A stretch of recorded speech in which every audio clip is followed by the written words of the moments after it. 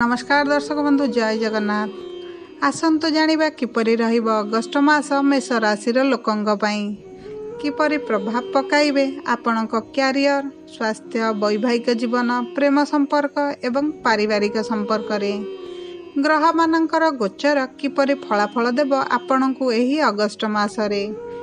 आमर एही संपूर्ण राशिफल आपणक जन्म राशि किंबा चंद्र राशि उपरे बेष्टित होइछि। आसंतु जानिबा आपणक क्यारियर एवं कर्म क्षेत्र रे अगस्ट मास किपरि फलाफल देव।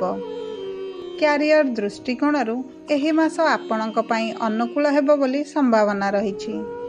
चाकिरी विषय रे कहिबाकू गले दशम घरर प्रभु शनि एकादश घरे निज राशि कुंभरे रहिबे, जेउथि पई आपण निज कार्य क्षेत्र रे बहुत परिश्रम करिवे। तुमको नूतन कार्य दिया जिवो, जहाको तुमे बहुत उत्साहर सहित समाप्त करिव। तुमर कठिन परिश्रम समस्तଙ୍କୁ दृश्यमान हेब। तुमे दिन राति काम करिव एवं काम को सठिक समय रे समाप्त करिव। तुमे एक वाकहोलिक होइजिव। एही परिस्थिति कार्य पई बहुत भल एवं तुमर उच्च कर्मचारी माने मध्य तुमर कठिन परिश्रम को अणदेखा करि परिबे नाही। मासर प्रथमार्धरे सूर्य आपणक दशम घरे रहिबे, जेउथिपाई आपण एक भल स्थितिर लाभ पाई परिबे एवं आपणकर चाकिरी रे पदोन्नति होई पारे। मास आरंभरे षष्ठ घरर मालिक बुध शुक्रंग सह पंचम घरे रहिबे, जेउ कारणरू बेकारी माने चाकिरी पाइबे एवं जेउ माने वर्तमान चाकिरी रे अछंती परिवर्तन करने को चेष्टा करुचंती सेमानकर परिवर्तन होइजिव। अगस्ट 16 तारिख रे सूर्य सिंह राशि रे प्रवेश करिवे, जहा द्वारा आपणक उच्च पदाधिकारी सहित आत्म सम्मान पई लड़ाई होई पारे। तेणु आपण सावधान हेबा उचित। आपणक कार्य क्षेत्र रे आपणकर सहकर्मी माने आपणक सपोर्ट रे रहिबे एवं आपणकु सहाय्य करिबा पई प्रस्तुत रहिबे। अगस्ट मास 25 तारिख रे शुक्र कन्या राशि रे प्रवेश करिवे, जेउथिपाई कर्म क्षेत्र रे कठिन परिश्रम करिवा समय रे आपणकु किछि विरोधी का सामना करिवाकू पड़ी पारे। तेणु आपणकु मासर शेष भाग रे सतर्क रहिबाकू पड़िबो। एही मास व्यवसायी मानक पई अत्यंत अनुकूल हेबाकू जाउछि। तुमर सामर्थ्य अनुଯାयी तुमर व्यवसाय प्रतिष्ठा करिवारे तुमे सफल हेबो। अनेक लोक आपणक सह संपर्क बढ़ाइबाकू चेष्टा करिवे एवं आपण मध्य किछि नूतन लोकंक सह संपर्क स्थापन करी आपणक व्यवसाय को प्रगति पथरे आगकू नेबे। सप्तम घरर अधिपति शुक्र मास आरंभ रे पंचम घरे बुधंक सह रहिबे। एहा आपणकू व्यवसाय रे इच्छाकृत सफलता देब। आपणकर व्यवसाय योजना सफल हेबो एवं भविष्यत रे आपणक व्यवसायर विस्तार पई मध्य नूतन रास्ता खोली जिवो। अगस्ट मास 25 तारिख रे शुक्र आपणक षष्ठ घर प्रवेश करिवे। एही कारणरू आपणकू आपणक व्यवसाय रे पुंजी विनियोग करिबाकू पड़ी पारे एवं किछि खर्च मध्य वृद्धि होई पारे, किंतु एहा केवल आपणक व्यवसायर अभिवृद्धि एवं उन्नति पई हेबो। तुमर चिंता करिवार आवश्यकता नाही। मासर द्वितीयार्धरे जेतेबेले सूर्य 16 तारिख रे सिंह राशि रे प्रवेश करिवे, सेतेबेले आपण सरकारी क्षेत्ररू सहाय्य पाई व्यवसाय रे वृद्धि करिवे। आसंतु जानिबा अर्थनैतिक क्षेत्र रे अगस्ट मास किपरि फलाफल देव। अर्थनैतिक दृष्टिकोणरू एही मास तुम पई अशांति रे परिपूर्ण हेबो। एही मास रे आपणकू आपणक आर्थिक परिस्थिति प्रति ध्यान देबाकू पड़िबो। मास आरंभ रे बुध एवं शुक्र पंचम घरे बसी एकादश घर को दृष्टि देबे, जेउठारे शनि मास सारा उपस्थित रहिबे। तेणु आर्थिक स्थिति रे सुधार आनिबा पई आपणकर प्रयास जारी रहिबो एवं टंका आपणक पाखकू आसीबा आरंभ करिबो। तुमर आय रे भल वृद्धि हेबो। आपण मध्य आपणक दैनंदिन आय रे एक भल वृद्धि देखि पारंती। ଅର୍ଥାତ୍ ଆପଣ ଆପଣଙ୍କର ଉଦ୍ୟମ ମାଧ୍ୟମରେ ଟଙ୍କା ରୋଜଗାର କରିବାର ସୁଯୋଗ ପାଇବେ। କିନ୍ତୁ ମାସ ସାରା ରାହୁ ଦ୍ୱାଦଶ ଘରେ ବସି ଆପଣଙ୍କ ଖର୍ଚ୍ଚକୁ ନିୟନ୍ତ୍ରଣ କରିବେ, ଯାହା ଆପଣଙ୍କ ପାଇଁ କଷ୍ଟକର ହୋଇପଡ଼ିବ। ଯଦି ଆପଣ ଏହାକୁ ନିୟନ୍ତ୍ରଣ କରିବାକୁ ସକ୍ଷମ ନ ହୁଅନ୍ତି, ତେବେ ଆପଣଙ୍କ ଆର୍ଥିକ ଅବସ୍ଥା ଖରାପ ହୋଇପାରେ। ମାସ ଆରମ୍ଭରେ ବୃହସ୍ପତି ଏବଂ ମଙ୍ଗଳ ତୁମର ଦ୍ୱିତୀୟ ଘରେ ରହି ତୁମର ଆର୍ଥିକ ସ୍ଥିତିକୁ ଦୃଢ଼ କରିବେ ଏବଂ ଜମି କିମ୍ବା ସମ୍ପତ୍ତି ସହ ଜଡ଼ିତ କୌଣସି ପ୍ରସଙ୍ଗରେ ତୁମେ ପାରିବାରିକ ସଫଳତା ପାଇବ, ଯାହା ପରିବାରକୁ ଧନ ଆସିବାରେ ସମ୍ଭାବନା ସୃଷ୍ଟି କରିବ। ଅଗଷ୍ଟ ମାସ 16 ତାରିଖରେ ସୂର୍ଯ୍ୟ ସିଂହ ରାଶିକୁ ଯିବେ ଏବଂ ସେଠାରୁ ଏକାଦଶ ଘରକୁ ଦୃଷ୍ଟି ଦେବେ।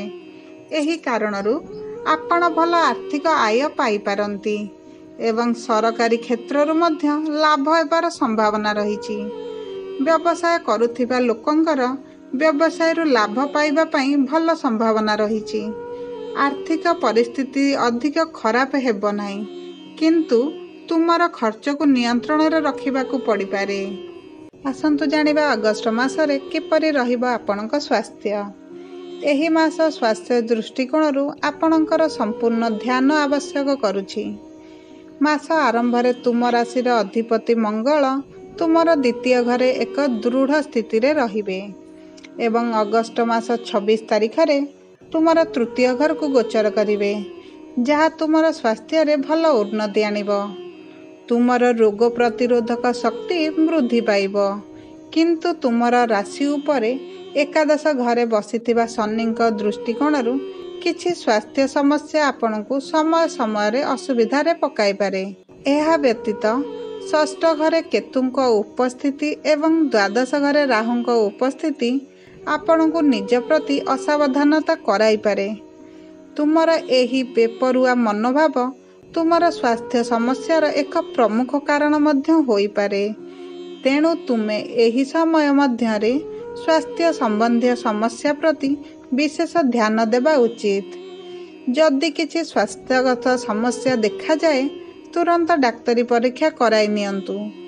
ଏହି ସମୟ ମଧ୍ୟରେ ଆପଣ ଆପଣଙ୍କର ସ୍ୱାସ୍ଥ୍ୟ ସମସ୍ୟାକୁ ନିୟନ୍ତ୍ରଣ କରିପାରିବେ ଏବଂ ଉତ୍ତମ ସ୍ୱାସ୍ଥ୍ୟ ହାସଲ ମଧ୍ୟ କରିପାରିବେ। ଆସନ୍ତୁ ଜାଣିବା ପ୍ରେମ ଏବଂ ବିବାହ କ୍ଷେତ୍ରରେ ଅଗଷ୍ଟ ମାସ କିପରି ଫଳାଫଳ ଦେବ।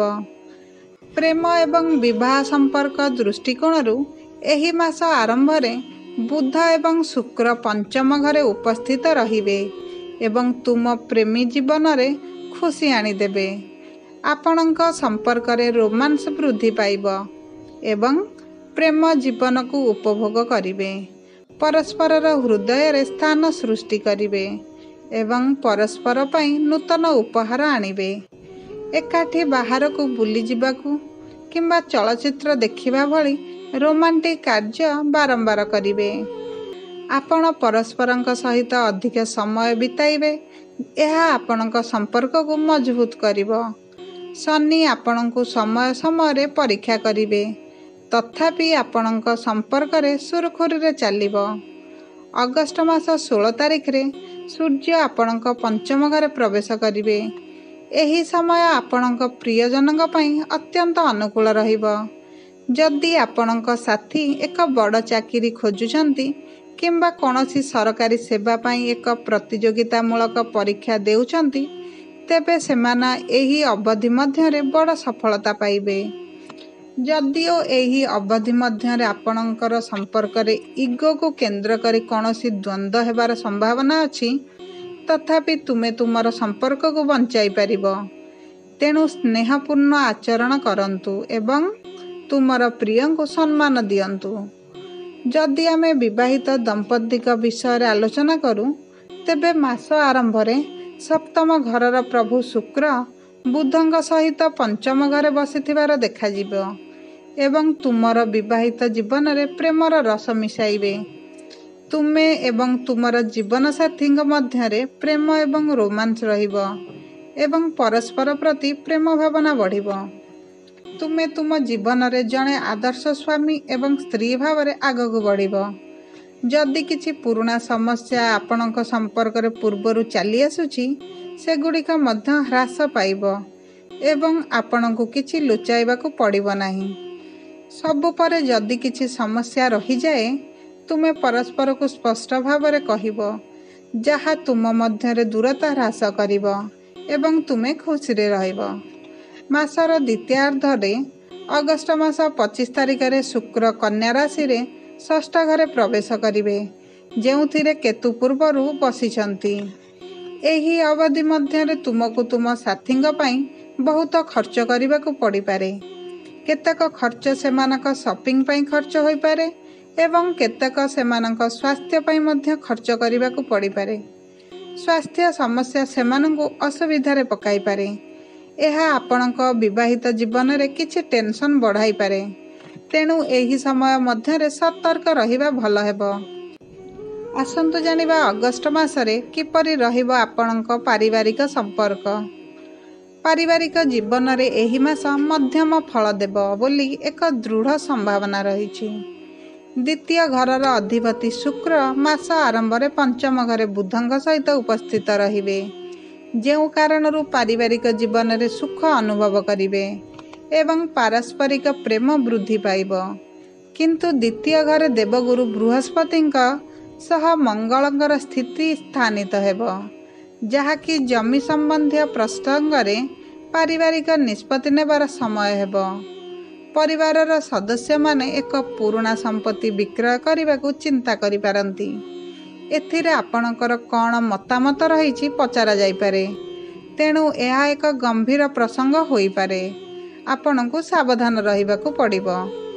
ଶୁକ୍ର ଅଗଷ୍ଟ ମାସ 25 ତାରିଖରେ କନ୍ୟା ରାଶିରେ ପ୍ରବେଶ କରିବେ, ତେଣୁ ଏହା ପରିବାରରେ କିଛି ବିବାଦ ସୃଷ୍ଟି କରିପାରେ। କେତୁ ଷଷ୍ଠ ଘରେ ଉପସ୍ଥିତ ରହିବେ, ତେଣୁ ଏହି ସମୟ ମଧ୍ୟରେ ପାରିବାରିକ ବିବାଦକୁ ଏଡ଼ାଇବାକୁ ଚେଷ୍ଟା କରନ୍ତୁ। ମାସ ଆରମ୍ଭରେ ସୂର୍ଯ୍ୟ ଚତୁର୍ଥ ଘରେ ରହିବେ, ଯାହାଫଳରେ ଆପଣଙ୍କ ଶକ୍ତି ବୃଦ୍ଧି ପାଇବ। ତୁମର ସ୍ଥିତି ମଜବୁତ ହେବ, କିନ୍ତୁ ସେଠାରେ ସାମାନ୍ୟ ଉତ୍ଥାନ ପତନ ଘଟିପାରେ। ମାସର ଦ୍ୱିତୀୟାର୍ଦ୍ଧରେ ସୂର୍ଯ୍ୟ ପଞ୍ଚମ ଘରକୁ ଯିବେ ଏବଂ ଶନିଙ୍କ ସହିତ ଦ୍ୱିତୀୟ ଘରେ ରହିବେ। ବୁଧଙ୍କୁ ଚତୁର୍ଥ ଘରକୁ ଆସିବା ପରେ ସେଠାରେ ଅଶାନ୍ତି ଦେଖା ଦେଇପାରେ। ପାରିବାରିକ ଜୀବନ, ତେଣୁ ଆପଣ ଟିକେ ଯତ୍ନବାନ ହେବା ଉଚିତ ଏବଂ ପିତାମାତାଙ୍କ ସ୍ୱାସ୍ଥ୍ୟ ପ୍ରତି ମଧ୍ୟ ଧ୍ୟାନ ଦେବା ଉଚିତ। ତୁମର ଭାଇ ଭଉଣୀମାନେ ଯେତେ ଦୂରରେ ରୁହନ୍ତୁ ନା କାହିଁକି, ଏହି ସମୟ ଅବଧି ମଧ୍ୟରେ ତୁମର ନିକଟତର ହେବେ ବୋଲି ଆପଣଙ୍କୁ ଜଣାପଡ଼ିପାରେ ଏବଂ ତୁମର ଭଉଣୀ ଭାଇଙ୍କ ପ୍ରତି ତୁମର କର୍ତ୍ତବ୍ୟ ପୂରଣ କରିବାର ସମ୍ଭାବନା ରହିଛି। ସେମାନଙ୍କ ପ୍ରତି ତୁମର ସ୍ନେହ ମଧ୍ୟ ବହୁତ ବୃଦ୍ଧି ପାଇବ। ଯଦିଓ କିଛି ତିକ୍ତତା ଏବଂ କଠୋର ଶବ୍ଦ ଆପଣଙ୍କ ବଡ଼ ଭଉଣୀଙ୍କ ସହିତ କଥା ହେବାରେ ଆସିପାରେ, ତଥାପି ସେମାନେ ଆପଣଙ୍କୁ କିଛି କ୍ଷତି ପହଞ୍ଚାଇ ପାରିବେ ନାହିଁ।